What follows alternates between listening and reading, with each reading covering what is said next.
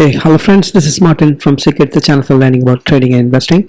Welcome to Markets Next Week, the weekly stock market analysis show where we look at technical charts and then try to understand what happened in the market during the previous week and also plan for a better trading week that's starting from tomorrow, Monday, July 28th, 2025. Let's deep dive into the charts first. Here we go. There's a weekly charts on the left side that you see of Nifty, and right side we have the daily one, and clearly it's within a trendline channel, and there is some pullback that's happening since last 4 weeks or so. And on the daily charts of Nifty 50 also, again you see that there is an attempted breakout that happened, and after that market had been correcting. Banknifty is an ascending wedge, hit the top of that ascending wedge by making all-time highs, and then from the last couple of weeks it's showing some pullback. On the daily charts of the Banknifty also, it shows that the price has hit the top of the short-term trend line channel and then pulling back. And look at this, weekly candles are showing bearishness for the last 4 weeks. Solid bearish candles formed week after the week on the Nifty, while Banknifty is not as weak as Nifty, even though it has been steadily pulling back. This week it managed to close positive, but very indecisive candlesticks is what is seen. That's a doji on a weekly. Doji indicates there is heavy volatility, evident from the big size. And also market is indecisive as to what to do. Bank Nifty is indecisive. Nifty is bearish. That's on the medium term, but on the short term it's clear bearishness with a solid jump down on Nifty with a wide range bearish candle and a very wide range bearish candle formed on the Bank Nifty on the right side. Short term bearishness confirmed. Medium term also it's bearish, but in the on the Bank Nifty seems to be a better version than the Nifty. So that's about the candlesticks. So it's a bull trap. Bull trap is when the price tried to move above the previous channels high and then shows implications of moving up and then falls down. It's bear trap, and it's an inverted hammer. Inverted hammer does not have much significance unless it's in a clear trend. Here, if you consider this, if the price moves above this inverted candle's high, then we can say that it is a reversal, right? But otherwise it doesn't have much significance unless it's in a very good rally on the upside or a fall on the downside. And short term, look at this, 5 days of action is an inverted V shape. That means the market trying to move up and then fail, met with resistance and then fall down. So inverted V is seen on both indices. That shows that there is heavy resistance out there. Market is unable to move further, but it attempted that and went all the time. That's just all the story. And in this the Bank Nifty already discussed. Bollinger Bands, if you see, it was consolidating on the last week, and now it's showing an expansion on the downside, beginning of that, which indicates that the market could fall further down if the expansion of the bands from the short term continues. Typical. So short term bearishness is evident in the Bollinger Bands as well. Now look at the momentum indicators. You see the RSI and ADX used for the trend indicator. It shows on the left side Nifty and the Bank Nifty weekly time frames, and the right side is daily time frames on both the indices that you're seeing. So only the Bank Nifty is showing some bullishness in the medium term, but on the Nifty you can see it has slided down. So overall you can say that medium term is just managing the bullishness, but short term it is showing clear sideways fall down, but not bearish yet. That's the story about the momentum and the trend. Indicator ADX is also maintaining the bullishness, although it's falling down in the medium term alone, but in the short term bearishness is very evident. Short term bearishness and sideways movement on short term is a nutshell what has happened with respect to momentum and the trend. And right side you are seeing the India VIX, which shows that it had fallen down further 1% and is now 11.27. And but keep in mind that it had fallen down as low as 10. That is 13% of fall happened. Finally, it ended up with 1% week to week basis. So big volatility with the VIX itself and big drop, and it is a dangerous zone, actually speaking. When it is very close to the 10, anything could happen. There could be sharp spike that could come, and it's quite dangerous. Premiums have less value and all that trouble is there, but otherwise the fear is almost nil, is what you understand. It means very low volatility, low premiums, high risk of certain spikes coming up, and all this is there. But otherwise last week, if you consider, it was further sliding down week on week basis with heavy volatility when VIX dropped as low as 10. Now, open interest analysis for the options and the derivatives, which indicates that the futures are short-term build-up. And for the July 31st monthly, that's happening on the Nifty and the Banknifty both. The bearishness on the PCR for the options. So that's what it indicates. You can see heavy resistance on the red on both indices. Right, where are these levels is mentioned here on the down. So the market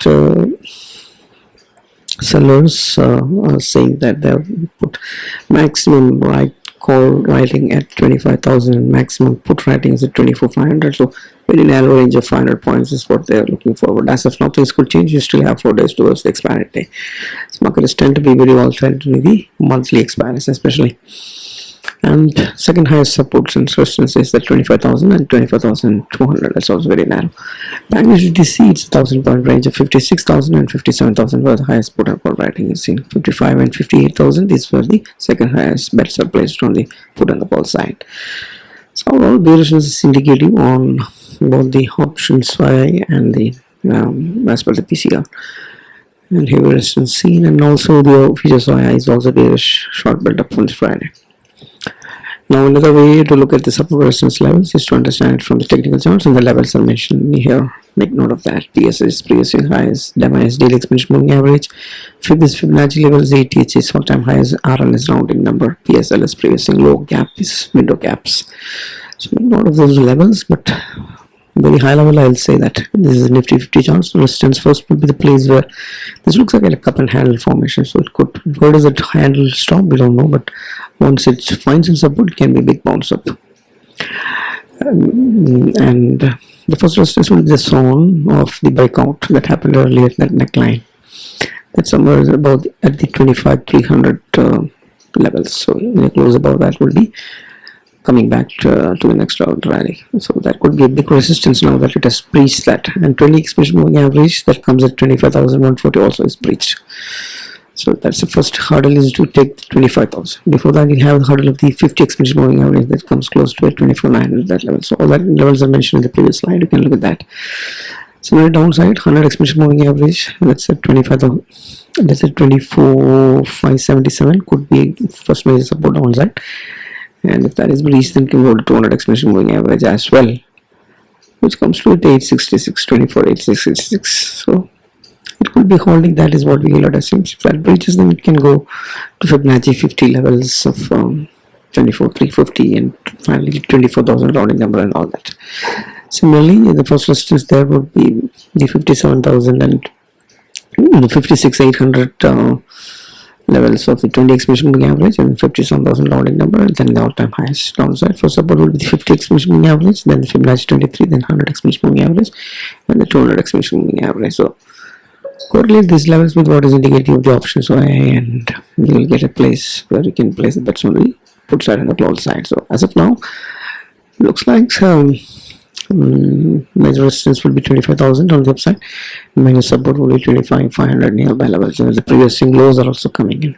Similarly, major resistance will be 57,000 on the Banknifty, and supports could come in at 56,000 rounding number. Looks like next pair is we can't rely on that because monthly expiry is huge bets, huge transfer rollovers and all that happen, huge volatility can be expected. But as of now, things look be slightly bearish, and we know what the direction of the market is as of now. Let's move ahead and try to see how the sectoral indices has performed. So IT got a hit back last week with a 4% down, and it has fallen to bearish momentum on the short term and sideways falling on the case of medium term. So IT got hit back. Almost all the sectors hit back. What closed green was only the pharma sector, which is 0.3, that's flattish up. Otherwise, FMCG is 3.5% down, realty 5% down, auto sector 0.5% down, metals, all of them are down except for the pharma. So bearishness is increased in the major sectoral indices as seen here. So IT you can see is medium term also, it looks like it is heading towards the bear zones. Metal on the medium term has got met with resistance on the bullish side and then slipped to the sideways and then hanging on there sideways. But also was trying to move up, but sideways as of now. Pharma is doing good. You see the really green there. FMCG has also got a hit back, but mainly in the sideways momentum. So what got deeply hit was the IT sector.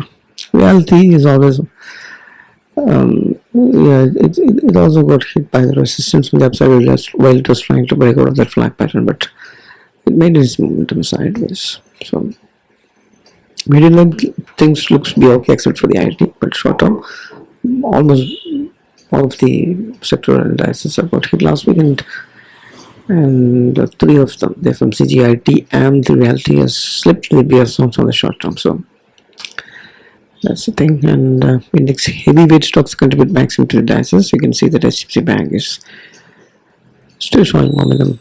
That's bullish enough, and on the medium term, things look good, and that's what is holding the market. And ICICI Bank down here is also going in green, and momentum is on the bull zones.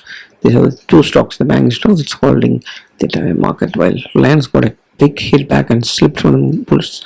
Look at that candle, it's a wide range bearish candle, and it has slipped to the sideways momentum. Reliance was trying to move up towards some fundamental bad news might have come, and looks like Reliance also supporting the market all these weeks. The market was recovering nearly 78% from the bottom, but now Reliance have given up, and all that is holding is the banking index. And IT had got deeply hit with their zones. Infosys and TCS, both of them. Kodak is contrast stock and consolidating. ITC also showing red, and it has always been sideways and continue to be there. So what matters is why will the HDFC and the ICICI Bank hold on to things? Will IT recover, or will Reliance further fall back towards the bottom? If that happens, then we can have a setback. So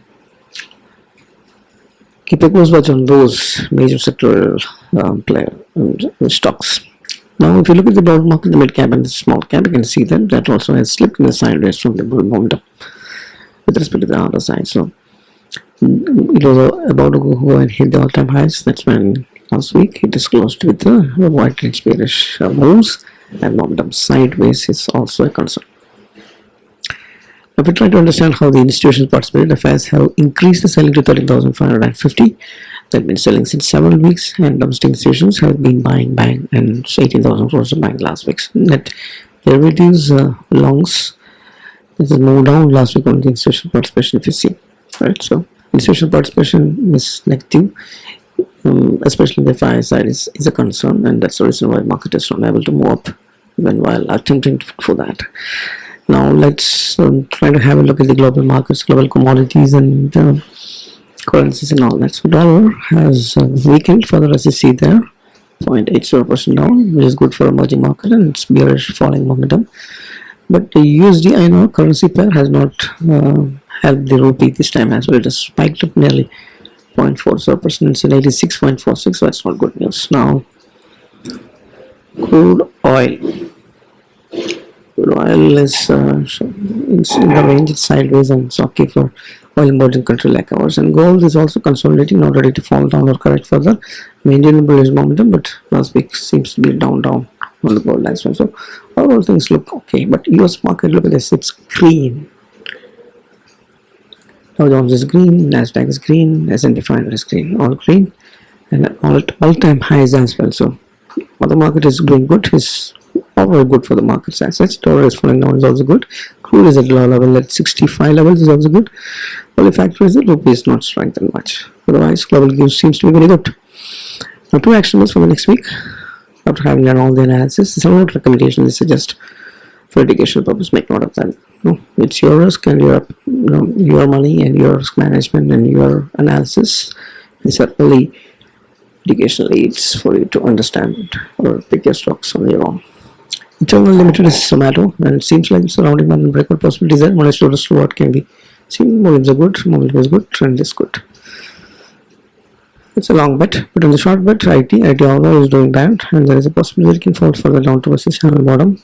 So it seems like momentum is bearish, trend is bearish, volumes are less, volumes are more on the bear side, and monetary RiskReward can come in. So one long side, one short side. Loss of soft and Zomato up on the long side. That's a bet. So monetary RiskReward for short swing trades. Now another one is the FNO strategy actionables. It's Batman as usual, which can only have which is only strategy that may be helping with the low premiums. This is a very good range of 24,200 and 25,500. As long as market is within the range as the OI indicates, you'll be making money. Otherwise, you will just have to book the loss and then exit. Profit is good and very good range. Basically, you are selling for OTMs and buy twice as much quantity of what you're buying as inside hedges again OTMs. Right? So it's Batman's famous strategy I've been telling. Now it's not completely hedged. Make note of that. If you want, you can buy the rings on the both sides, put and calls, but then you'll not have anything left over as profit of this very less. You'll have to take this only if you have, as per your risk appetite, the lot size and quantity will be depending on your risk appetite. Otherwise, you'll have very less profit. But that's the only way to play this game safe. So it's a very wide range. Otherwise, you'll have to take risk and you'll have to go for spreads on their sides, on the ups or the both side, or bull call spreads and bear put spreads and all that. I'm not going for that. So I'm going for a maximum risk-free kind of strategy for using the Batman strategy. Again, this is not trade recommendation, make note of that. So time to wrap up. So market has been sliding for the last 4 weeks. We have seen that. Now it's getting weaker and weaker, especially the Nifty, and it's failed to move the inverted V shape on both the indices. You can see that it attempted more but failed, met with the resistance and then closed negative. But Banknifty seems to be much stronger. It was much more stronger, but it is close in this inside. That means Banknifty is probably indecisive when they're trying to consolidate. Whether it breakdowns and follows and push the Nifty further down, we'll have to see. But momentum and the trend has got hit back, and FIs have been net sellers. But remember, it is just a 17.23 and 12.5% of correction that has happened after 2.5 years of 70% of rally. Keep that in mind. So corrections could come in more harsher also, but the least expected of there is some black swans that happen. So always keep that in mind. Now, in order to come to a market, we will have to put the different factors or parameters that we studied into 2 buckets. One bucket is for the bulls and the bears. So what do we put in the bulls? Very few things for this week. India VIX is falling, and that's good. There is less fear in the market, but there is a danger of sudden spiking up that can happen from here. But India VIX is very low, so that indicates fear is less basically. Now it has lost the 20 exponential moving average. That is something that we'll see at the bear side. But for both sides, another factor that's good is that trend in the medium term seems to be intact, and the momentum also the medium term is not that bad. Now US market is green, it's a very good plus, and it's an all-time high. That's another market. As I said, crude oil remains very low at 65 kind of levels. Also good for not for the oil marketing companies, but for the economy assets, for oil importing countries like ours, it's good. Dollar is falling, that's also good. And there's also bears are more technically. Now indices have lost 20 DMX support. Options for is bearish, futures for is bearish. FIs are selling. Trend and momentum has hit badly on the short term.